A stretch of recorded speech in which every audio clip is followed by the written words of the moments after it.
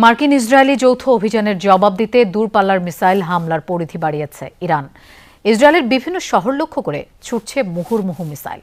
দুঃখ প্রকাশের পরও আরব দেশগুলোয় হামলা বন্ধ করেনি তেহরান। কুয়েতে বিমানবন্দর সহ একাধিক স্থাপনায় আঘাত হেনেছে ইরানি ড্রোন। পাওয়া গেছে দুজনের প্রাণহানির খবর। সৌদি আরব, বাহরাইন, কাতার, কুয়েত ও সংযুক্ত আরব আমিরাতেও হামলা চালিয়েছে আইআরজিসি। মার্কিন দূতাবাস সহ ইরাকের বেশ কয়েকটি স্থানেও হয়েছে হামলা।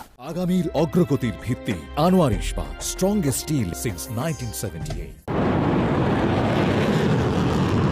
ছোড়া হচ্ছে একের পর এক ফাত্তা ও ইমাদ মিসাইল। ইসরায়েলি ভূখণ্ড ও মার্কিন স্থাপনা লক্ষ্য করে হামলার এই নতুন ভিডিও প্রকাশ করেছে ইরানের রাষ্ট্রীয় টেলিভিশন। যুদ্ধের দ্বিতীয় সপ্তাহেও শত্রুদের শক্ত জবাব দিয়ে যাচ্ছে তেহরান। যুদ্ধের কৌশল হিসেবে এখন দূরপাল্লার অত্যাধুনিক মিসাইল হামলার পরিধি বাড়াচ্ছে দেশটি। শনিবার রাতভর মিসাইল দেখা গেছে ইসরায়েলের আকাশে। জেরুজালেম ও তেল আবিবে ক্ষেপণাস্ত্র হামলা চালিয়েছে তেহরান। হাইফা বন্দরের তেল শোধনাগারকে বানিয়েছে লক্ষ্য। রোববার অব্যাহত ইরানের পাল্টা জবাব। ড্রোন হামলার জেরে আগুন ছড়িয়ে পড়ে কুয়েতের পাবলিক ইনস্টিটিউট ফর সোশ্যাল সিকিউরিটির মূল ভবনে।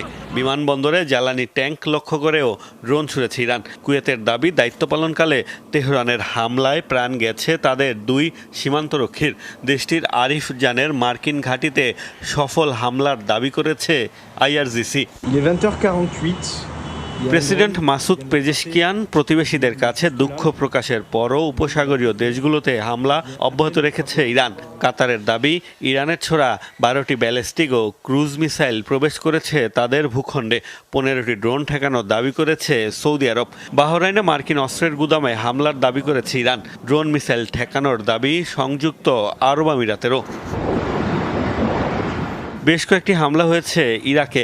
ড্রোন হামলার শিকার দেশটির মার্কিন দূতাবাস। ইরবিল আন্তর্জাতিক বিমানবন্দরকেও বানানো হয়েছে লক্ষ্য। দেশটির সুলাইমানিয়ায় একটি কুর্দি ঘাঁটি এবং কুর্দি অধ্যুষিত উত্তরাঞ্চলে নিরাপত্তা বাহিনী পেশমার্গের ঘাঁটিতে হয়েছে হামলা। মোস্তফা মাহমুদ, যমুনা নিউজ।